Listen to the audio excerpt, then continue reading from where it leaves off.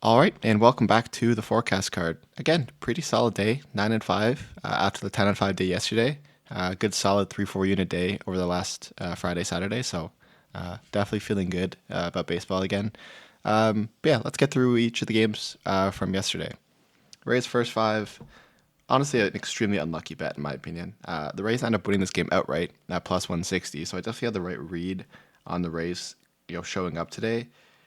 But again, the Rays had 9 left on base, 6 of which were in the first five, while the Yankees had 0 left on base. They didn't get a single base runner. They just got 2 solo home runs, and that was enough to kill us.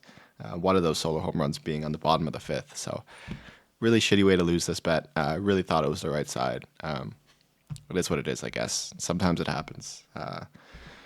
Astros run line, I wouldn't say it was completely sweat free. I think they were down 3-0 at the I think in the top of the first or something. Just a massive implosion early on from Hunter Brown, but he locks back in. They end up winning this game 8-3. Mets money line again postponed until tomorrow. At the same iteration of this game doesn't exist anymore.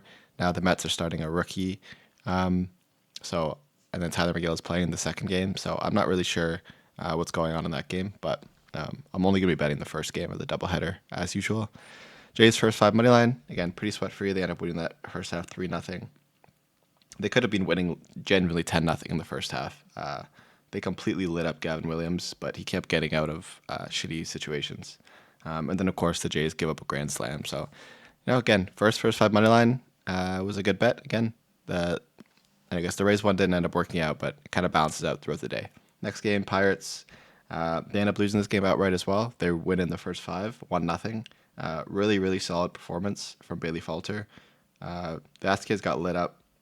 Again, the Pirates had 10 left on base in this game, so they should have won this game by a lot more, but that happens. Giants red line, pretty, I'm not going to say sweat free at all because there was not a lot of runs in this game, especially from the Giants who were down 3-1 in the top of the sixth. But thank God for a Matt Chapman salami, bringing us to 6-3. Twins Red Sox over.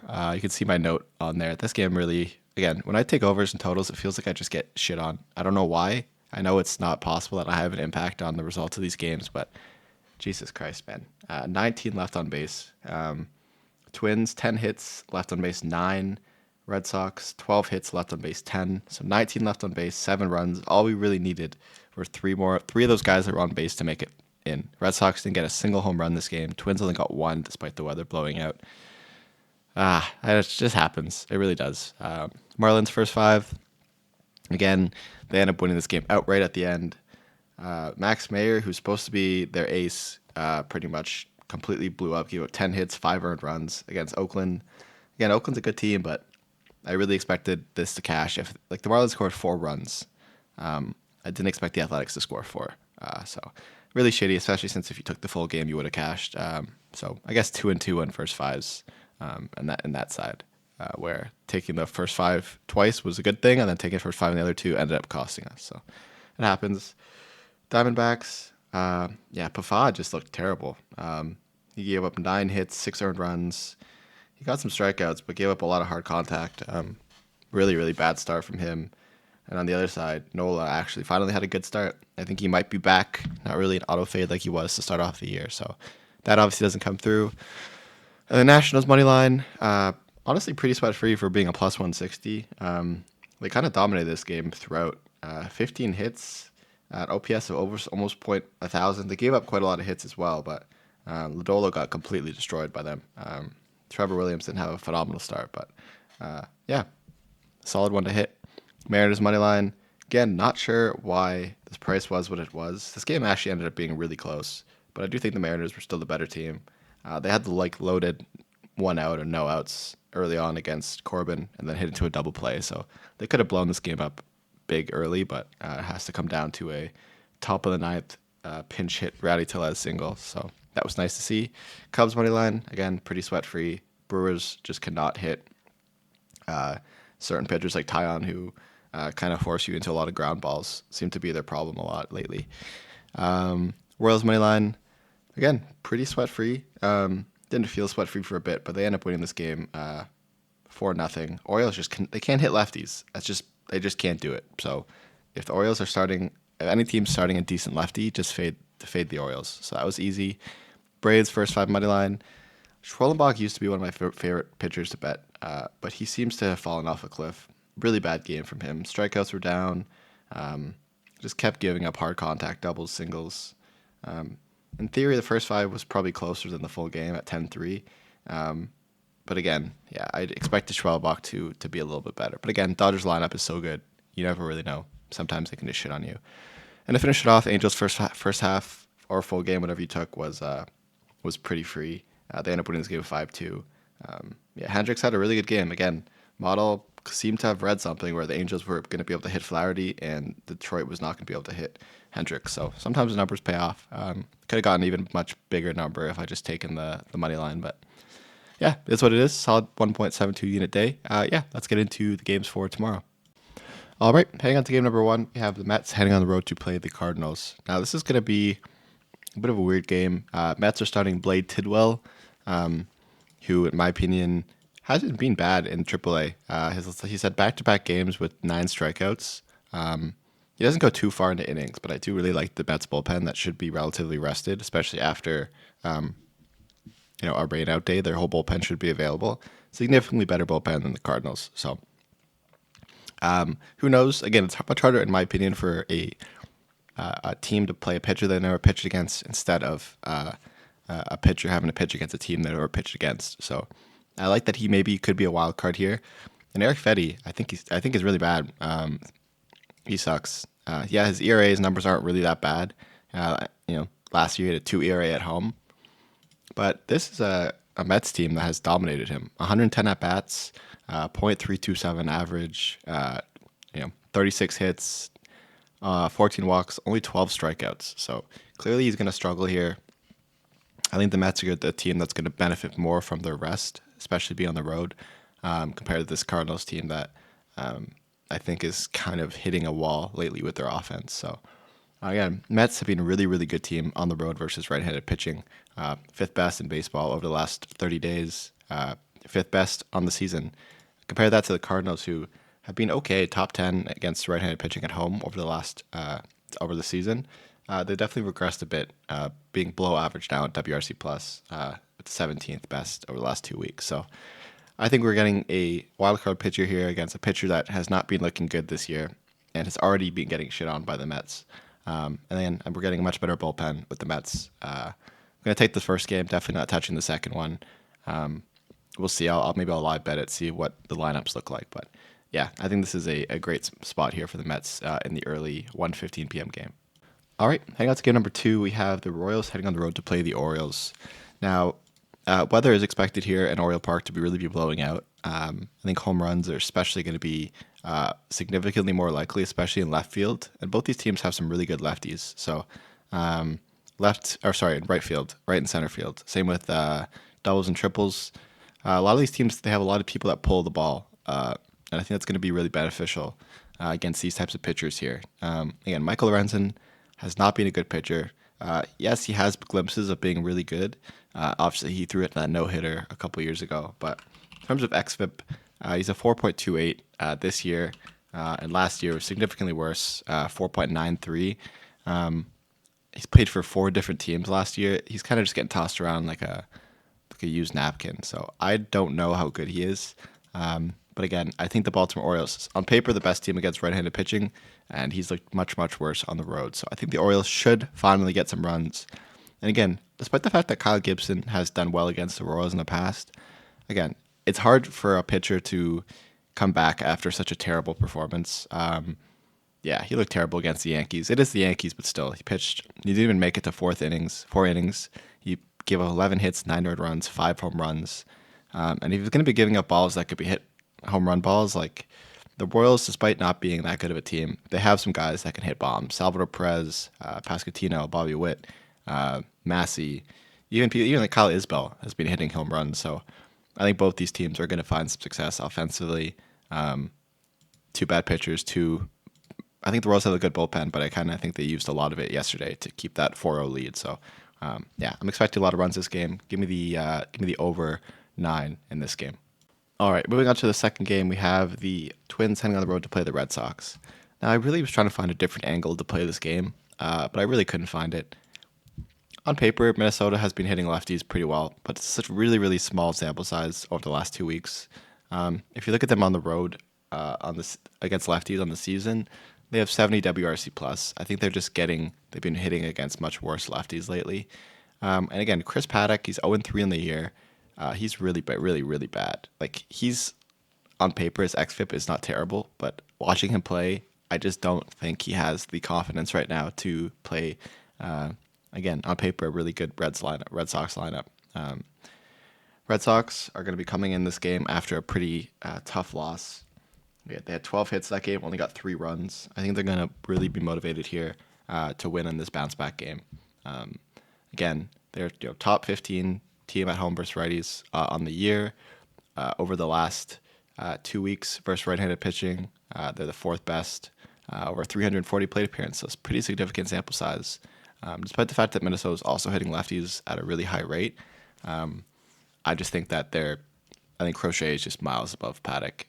Red Sox also are going to have a few other big bullpen arms back to being available, which I think is always a good thing. Again, they don't have a lot of depth in their bullpen, but again, they have the elite Ardarlis Chapman, who's still really good. Garrett Whitlock should be available. He's looking really good this year.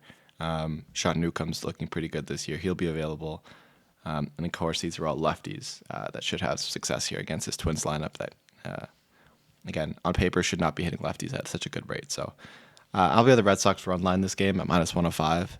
I just think they're going to find a lot of success here in the bounce back game at home. I don't think Paddock is the answer here for the Twins today. So yeah, that's what I'll be on for this game. All right, moving on to game number 4, we have the Padres heading on the road to play the Pirates. Again, Pirates offense is honestly cooking. Like they had 6 left on base or whatever. I can't remember. It was like 10 left on base in the first 5 innings. Like they were really lighting up Vasquez. And now they're going to be going against Kolek, who's basically a rookie. He's basically just getting thrown in because Kyle Hart got sent down. And he hasn't looked great. In El Paso, he's given up 10 hits, 4 hits, 9 hits, 6 hits, 7 earned runs, 2 earned runs. He's never went more than 5 innings. Again, his strikeouts aren't crazy. He has decent control, but on the road, since he's been pitching a little bit in the bullpen, he has not looked phenomenal last year. 5.2 ERA at the end of the season, 1.5 WHIP. I don't think he's that great. I think Andrew Heaney is having a really good year. Padres versus lefties have been definitely a lot worse without Jackson Merrill on the mound. Yeah, I think we're getting the better pitcher here, who definitely will go 5 innings. I think Kolek is going to take a little while to lock in here. And again, Pittsburgh's been hitting. As long as we get like one O'Neal Cruz hit home run, I think that'll be enough here for us to cash this. If I'm being honest, this Padres offense, just even with Tatis back, has looked mediocre lately. So yeah, I'll be on the Rays first 5 money line. The Pirates first 5 money line here at -120. All right, heading on to the next game, we have the Rays heading on the road again to play the Yankees. The Yankees might be a little frustrated or how bad their offense was yesterday. But again, Taj Bradley, on paper, is definitely a better pitcher than Will Warren is. He struggled a bit this year, especially on the road. But on paper, again, he's really good. And he's really good against lefties, which I think are a lot more of the scary bats today, just based on the way the wind's blowing here in Yankee Stadium. Again, deep right field is where all the home run availability is going to be. And if he's good against lefties, I think that's going to be a big advantage.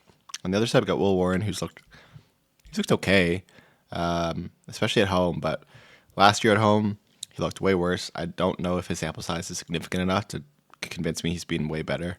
But he's the opposite. He really struggles against lefties. And the Rays are, I would say, a lefty-heavy lineup. They have 4 good lefties with Simpson, Brandon Lowe, Aranda, Misner. All these guys can hit bombs, genuinely. And with the way the weather's going, I think the Rays should be able to get a few off of Warren early. And their bullpen's solid. So I think this is going to be a pretty neck-and-neck game all game. Obviously, it's always possible for an implosion and the Yankees to just shoot 20 runs up your ass. But yeah, I think the Rays can keep this game. If not win outright, I think they can keep it within 1. So I'll be on the Rays run line here at -130. moving on to the next game, we have the uh, Guardians heading on the road to play the Jays. Now, today we didn't really see really much offense until the end of the game, but there were a decent amount of hits, especially from on the Jays side.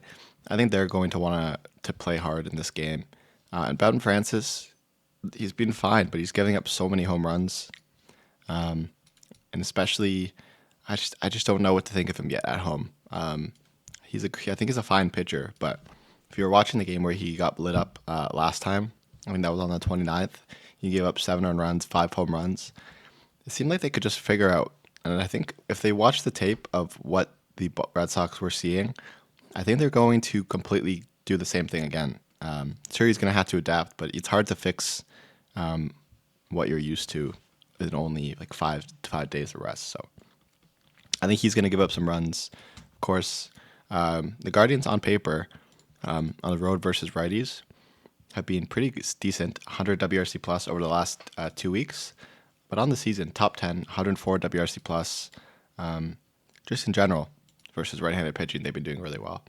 On the other side, again, Jays at home versus righties haven't been good to start off the year, but now that they're kind of getting their team back, Varsho's back, they've been a top 5 offense at home versus right-handed pitching. So I think we're going to see a lot of runs in this game. Guardians kind of used up a bit of their bullpen yesterday. Jays bullpen, some of their elite arms are going to be back, but again, Yerio had to come out for one at bat. I don't think it's going to change anything. But again, I think we'll see a ton of runs early here and probably just a couple other ones from both bullpens. At only over 8, I feel like it's a good time here to take a shot. The Jays offense typically really blows up after having a shitty RISP runners in scoring position day. So yeah, give me the over 8 in this game. All right, heading into the next game. Probably not my favorite game of the day, but the Athletics just blew a lead in the 9th inning to a walk-off grand slam.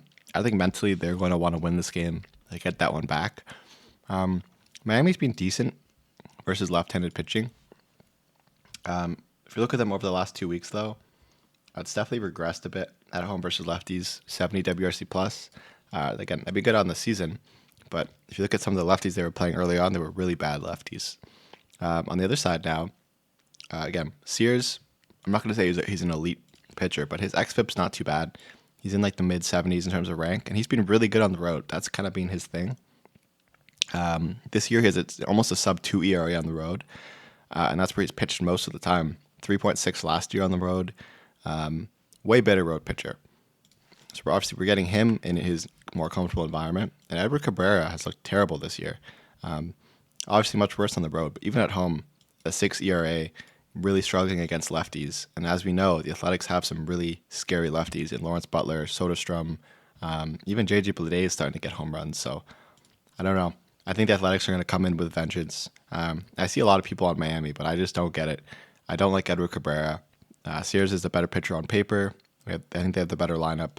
And again, I think Athletics are going to be the team more fired up after blowing up a pretty pathetic loss yesterday. So, yeah, give me Athletics, who doubled the hits of Miami yesterday but still lost, to have another solid game here on the road.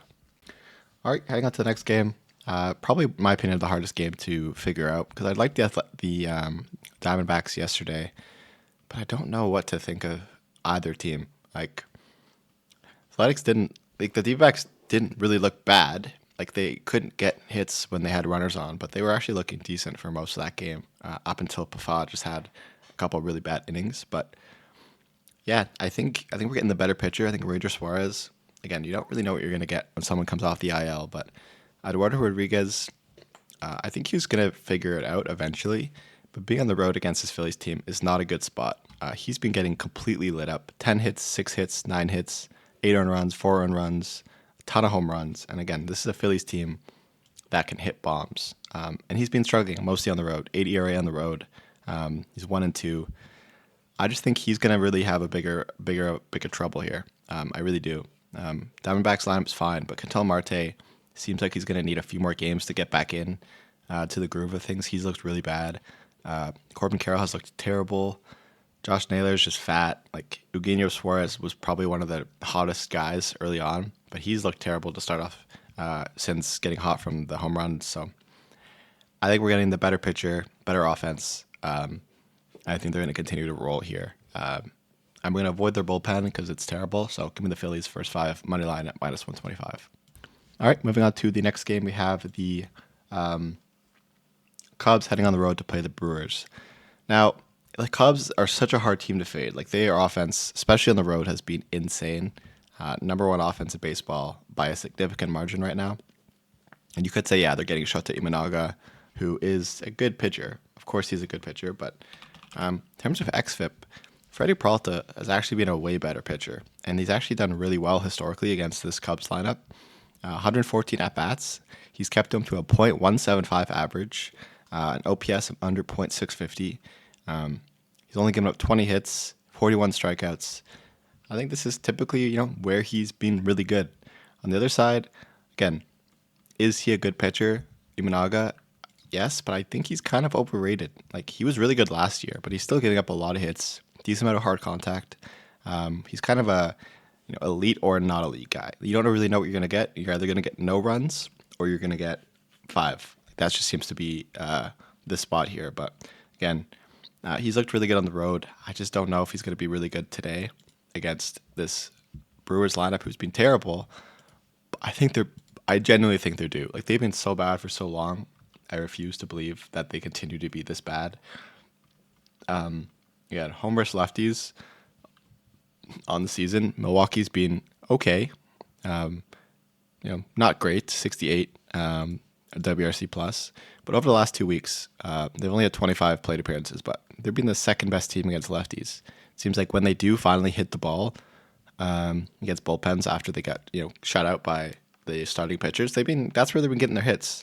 In general versus lefties, not even at home, they've been okay, 111 WRC plus. So I think maybe that's what they need, a lefty pitcher that sometimes has control issues. I think Freddie Peralta does his part, and I think the Brewers here are going to lock in after 3 really, really bad games. We're getting at -105, a really solid price here for the home team.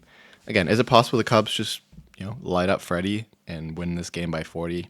Obviously, but at this price, I think it's telling us that this is a good chance here for the Brewers to finally get a win back in the win column. All right, moving on to our next game, we have the Astros heading on the road to play the White Sox. Both these offenses, despite the fact that it seems like they're getting hits, they're still both terrible against right-handed pitching. They've been fine over the last 14 days, but I think they're going to regress back to normal soon. Again, White Sox bottom 5, Houston bottom 10. Houston specifically worse on the road against righties. I don't know. I think I'm going to have to take the under here. Again, Lance McCullers, obviously he hasn't pitched in a long time, but he was really, really good. And I think if they're going to feel confident with him, they're going to be fine to maybe let him go 4, depending on the White Sox strikeouts. But hopefully he can make it to 5 innings. I think he's going to have a good start. And Bryce Wilson, despite being looking terrible, I think he's actually not that bad. Last year, he pitched a lot more at home. He had a sub-3 ERA. I think he's not really that old. He's only 27. I think he's going to lock back in here. It's expected to be raining, wind blowing in. It's going to be a bad environment for runs, so definitely going to be more of a pitching ballpark today. So I'll be in the under. I don't particularly love this bet because White Sox have been getting runs, and that's never a good thing. But yeah, I'll be on the under here. I think Lance has a good return, and I think Bryce Wilson, has a solid start here against a lineup that's been struggling against right-handed pitching. Moving on to the next game, we have the Mariners heading on the road to play the Rangers. Now, is Jacob deGrom at home a very good pitcher? Of course, he's in my opinion one of the best pitchers in baseball when he's at his best. Obviously, it's going to take him a while to get back into it after Tommy Johns, but yeah, he's been insane at home. He has a 1.9 ERA at home. That being said, I still refuse to bet the Rangers. Now we're getting currently the best offense in baseball. This Mariners team, who's been insane, especially versus righties. They'd be the best offense at home, on the road, on the year, over the last 2 weeks, over the last week. They've been insane. And now we're getting them at +150. I don't care if it's a literal piece of turd throwing the ball. Logan Evans, sure, he's really young. Who knows how good he's going to be? He's gotten lit up a couple times in AAA, but I'm gonna take a shot on him. The Rangers lineup, sure they got Seager back. Maybe that's gonna be a good spot for them, but at plus 150, there's no way I'm not taking the best offense in baseball right now. Like the Rangers can't hit anything, and Seager is not going to change that magically. He has not been that good, even before he got hurt. So yeah, fuck it. Give me the Mariners here at plus 150. I think their value like there's no way I'm taking the Rangers on the run line. Like that's just not going to happen. So give me Mariners plus 150. All right, heading on to the next game, we have the Rockies versus the Giants. Now I tried to figure out a lot of ways here to play this game, in terms of getting like a decent price on something. I didn't love any of the angles, but I think I'm going to be on the Giants first five minus 1.5, which you can get at minus 115. I just think, okay, Logan Webb still 13 innings pitched at home, hasn't given up a run yet. Again, he's been insane at home. He's going to be coming back after a pretty shitty performance against the Padres on the road, where he gave up 9 hits, 5 earned runs. I think he's going to lock back in at home, where he typically always does. Colorado still on paper the worst offense in baseball against right-handed pitching. It's in my opinion, I don't think there's a world here, unless you see like a Jordan Beck or a Doyle or just like a home run ball from the Colorado, where I don't think Webb gives up a bunch of hits in a row. I think Colorado has to hit home runs here to get anything going in the first 5 innings. On the other side, Marquez is terrible. Like he's relies again very similar to Patrick Corbin. People get on base, and if he can't get a double play, he sucks. In his last 5 starts, he's given up 5 hits, 7 hits, 6 hits, 8 hits, 11 hits. He's given up 6 runs, 7 runs, 6 runs, 7 runs, 5 runs, 7 runs, 6 runs, 7 runs. Now he's playing a Giants team whose offense is due to kind of get hot again. Like they are looking bad, but man, German Marquez sucks. Like he needs to retire. Like he sucks. I don't know what to tell you. I think the Giants easily get runs off him. They're just going to continue to just keep feeding runs. And then you got Logan Webb in a bounce back spot at home. I think this ends up being like a 3-0 at maybe like a 4-1, 5-2 kind of situation here, where the Giants there's no way they don't get at least 2 runs here against Marquez. And I don't see a world where the Rockies can get more than 1 run, if not any runs, against a Logan Webb at home, who I think is top 5 pitcher in baseball. So yeah, I'll be on the Giants first 5, minus 1.5 at minus 115. All right, moving on to the next game, we have the Tigers heading on the road to play the Angels. Now again, I think the Angels got a bit lucky. Obviously, I was on the Angels, which was great. But now I think I don't like Kokkinakowicz, however you say his name. Detroit on the road versus righties, historically been really good. They've been kind of in a bit of a cold stretch, but over the last 2 weeks, 130 plate appearances. They're the 4th best offense against right-handed pitching on the season. They're a top 10 offense on the road versus righties. In general, they're the top 8 offense versus righties, and top 10 just in general against righties. So Detroit should be able to get runs. They kind of just had a really shitty day today. They weren't getting struck out a lot. They just were getting a ton of balls in play that were just not going where they wanted it to. I think they bounced back here. I think they were kind of embarrassed after such a pathetic performance, after kind of looking really good the game before. On the other side, the Angels at home versus righties. Again, bottom 5 offense over the last 2 weeks on the season. Bottom 15. Again, in general versus righties, they've been okay. And a lot of these numbers include Mike Trout. So take numbers off. They're probably a bottom 5 offense right now versus right-handed pitching. Very much reliant on home run balls to do anything, which again is not something that is particularly that easy in Angels Park, which you basically have to hit it center. You can't really pull the ball. It's much harder to get home runs that way in this ballpark. So again, I think Reese Olson is the way better pitcher. If you look at both of these pitchers' xFIPs, Kokkinakowicz 4.96 xFIP. He has a 5.84 FIP, so he's due for maybe a little bit of positive regression, but he's still below average pitcher for sure. While Reese Olson has an xFIP of 3.56, so he's due for a tiny bit of negative regression with a FIP of 2.97, but still, I think he's the better option. Reese on the road hasn't looked great. That's kind of been where he's struggling. But last year, he was actually a better road pitcher than at home. I think that'll balance out. While Jack is significantly better at home. But again, it kind of bounced out to even last year. So I think it's kind of about who you play at home. And he played, again, Pittsburgh and Cleveland without their best player. So I think he kind of got lucky in those games. I think we're getting the better offense, the better bullpen. Again, Angels bullpen is just so bad. It's just terrible. So even if Detroit has no chance, I think there's a really good opportunity here for Detroit to just completely blow up. But Gleyber Torres back in the lineup. I think they win this game by 3 or 4. All right, second last game of the day. We have the Nationals hanging on the road to play the Reds. I think this is going to be a really good game. Again, the Reds' offense versus just at home is just so bad. Again, I just don't know what's wrong with them. At home versus lefties, still a bottom 5 offense on the season. It's gotten a little bit better lately, but still a bottom 10 offense, 83 WRC plus. On the other side, you have the Nationals who, again, they looked really good today. They haven't been phenomenal over the last 2 weeks, but they're a good lineup. They have some really good really good bats. And I think Mackenzie Gore is just way better than Nick Martinez. Again, Mackenzie Gore, despite being a lefty, has been really much better against right-handed pitching. Especially since starting, he has a .290 against lefties, .248 against righties. And again, the Reds lineup is almost all made up of right-handed pitching or hitting, except for 2 people. So I think he's going to have a really good start.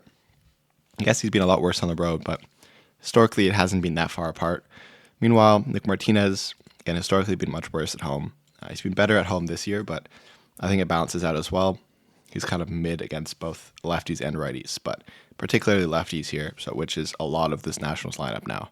I think they only have 2 righties, so yeah, I'm going to be on the Nationals' first 5 here.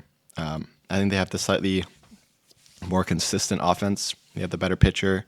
Both bullpens are terrible, and I don't want to take it. You're just flipping a coin at that point if you're taking a full game bet. So I'll be on the Nationals' first 5 money line at -115 here. I think they get to Nick Martinez early and often. All right, of course, skipping over the doubleheader, we have our very last game, Dodgers versus Braves. We saw it today. Again, the Braves had a lot of chances to get a bunch of runs on the board. I think we see them actually getting those across the finish line today. Again, Bryce Elder, terrible pitcher. Dodgers historically have destroyed him. 60 at-bats, they've gotten 16 hits, an average of .267, an OPS of .944. So they're going to have a field day here against, especially how insane their offenses looked the last couple of days. Ohtani's back to being good. Mookie's playing well. Freeman is fully healthy again. Teoscar has had like 2 games in a row where he had like 4 for 5. Max Muncy finally got that home run monkey off his back. He could pop at any time. Hyun-Sung Kim is back in the lineup. Obviously, Edman got hurt, but I actually really like Hyun-Sung Kim. He's not been bad at all. He obviously came from KBO, but even in AAA, he's at a decent .252 average, a .800 OPS. So I think he's going to be a good cleanup hitter as a lefty. Conforto's been good. Pages has been insane. I think the Dodgers are going to easily get 6-7 runs this game. And I think the Dodgers versus Dustin May, who on paper looks good, but his xFIP's been bad. He's been walking a lot of people. He's out of the 5 games he started this year, he has 3 walks in 4 of them. Gave up 15 hits in his last 2 games. I think he's kind of regressing a bit back to the mean now that he's playing some decent offenses. And the Braves are historically a team that plays much better after a bad loss. And today was a pretty bad loss. So I'll be on the over 9 here at -120. I think both teams find success. And as much as I don't particularly think that Truist Park is that good for runs, it's decent enough here, especially with the wind blowing out, that I think we'll see some home runs in center field and some in left field as well. So, give me over 9 in this game to wrap us up. All right, thank you guys so much for watching. That is everything for today. I'm actually going to be golfing tomorrow morning, so I'm trying to get this video done earlier than usual. Not sure, it's already 2:30 in the morning. It's going to take me at least like half an hour to edit. Anyway, hopefully you have another solid day. Always nice to have a really good weekend. Typically that's when I'm actually watching all the games, so it's double nice to be able to both enjoy the game and also win money at the same time. So anyway, thank you guys so much for watching, and I'll see you all tomorrow. Cheers.